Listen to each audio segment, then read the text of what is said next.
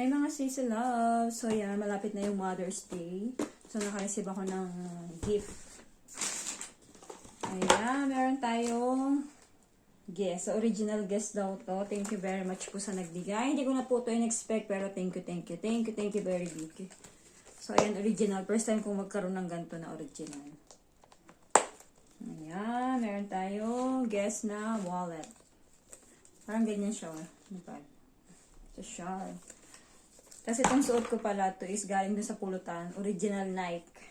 Saka itong short. Original Nike din. Tapos ito nakakuha din ako dun ng dami kong regalo. Diba? Galing dun sa tapunan. Ito. Bago pa. Tag-isa kami ni Ima. Kanya color violet sa kanya ito. Binigyan ko siya. Kinuha niya din. Sabi ko galing dun. Tapos ito. Original Nike din siya. Legging siya. Parang pang ano lang. Pero parang pang tinto. Hindi siya kasya sa akin sa balakang. Bigay ko na lang to sa anak ko. Tapos ito, oh, ang cute. Ang ganda din ito. Nike din. Saktong-sakto. Summer na dito. Ayan. Nike Trick and Field. Tapos itong t-shirt din. Original din siya. Dun din.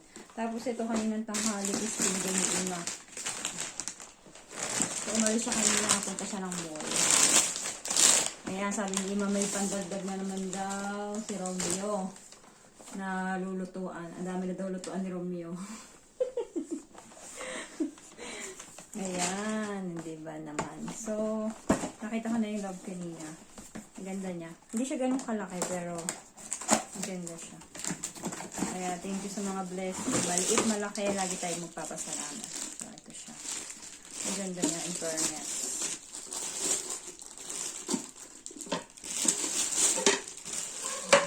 Non-stick siya. Ang cute. Bagong-bago. Daming blessing in guys.